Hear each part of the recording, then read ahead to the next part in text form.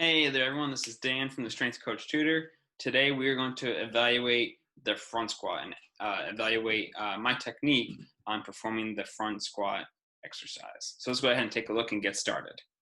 So what I have here is a video of myself performing a barbell front squat. Okay, so we're going to look at some of the fundamental movement patterns that are occurring and also critique my technique to see if there's any improvements that I could do in terms of performing this exercise more safely and effectively. So let's go ahead and take a look.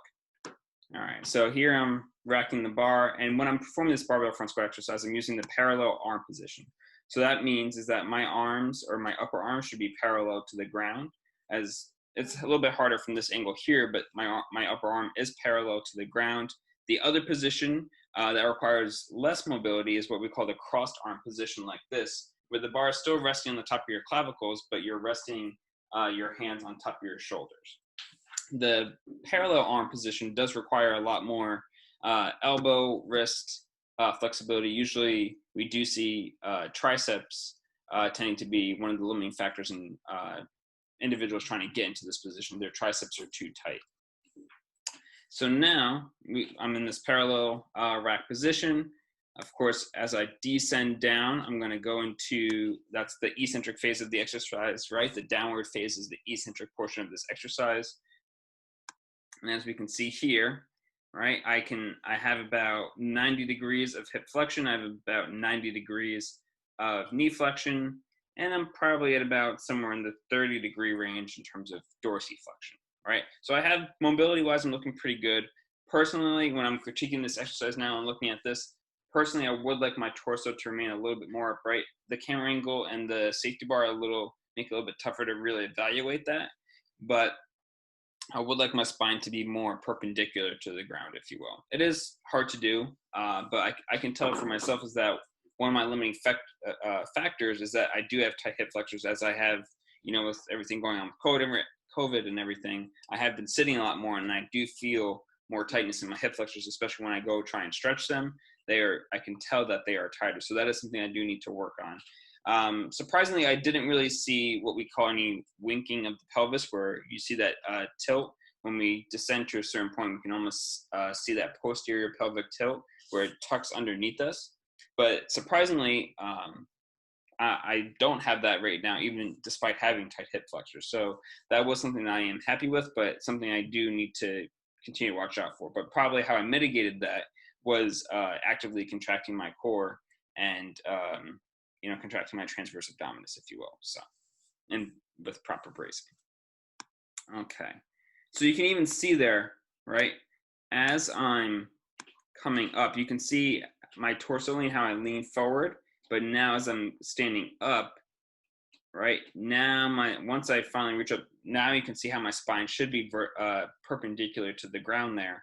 And therefore, that's what I'm really looking for, is to see that spine remain perpendicular, and I want to be able to just squat straight down, if you will, right? I want this bar to move straight up and down. It shouldn't move left or right really to any degree. And so that's where I really need to work on some of my hip mobility there as well. Of course, to do a review of what muscles we're using when we're performing the barbell front squat. Of course, the barbell front squat is known to primarily recruit the quadricep muscles in this exercise, which is of course true. The four quadricep muscles, the vastus medialis, rectus femoris, vastus lateralis, and vastus intermedius. We're 100% going to be relying heavily on those.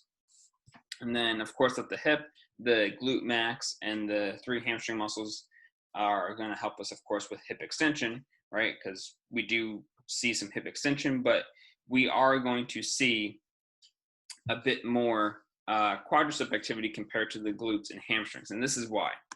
So we can see, and we know this from typical squatting patterns, but you can see that I do have a lot of knee flexion. There's a lot of knee flexion going on when we perform the barbell front squat, right? And so the more knee flexion that we perform, the more we're going to end up using our quadriceps. The more hip flexion that we end up using, the more glutes and hamstrings that we're going to end up recruiting, right? The more we go into hip flexion, such as if we're doing a barbell deadlift or a RDL or whatever, any variation of that, we're going to end up recruiting our hamstrings and glutes more, because we're going to see a lot more hip flexion compared to knee flexion, right? So that's the concept here. We're going to end up using our quadriceps a lot more.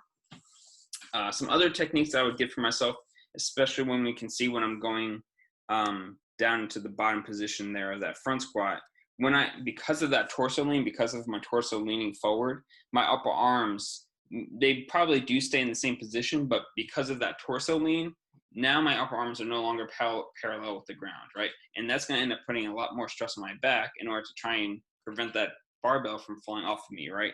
So it's putting more stress on my back. It's putting more pressure on my elbows, wrists, and hands to try and hold the bar there as well.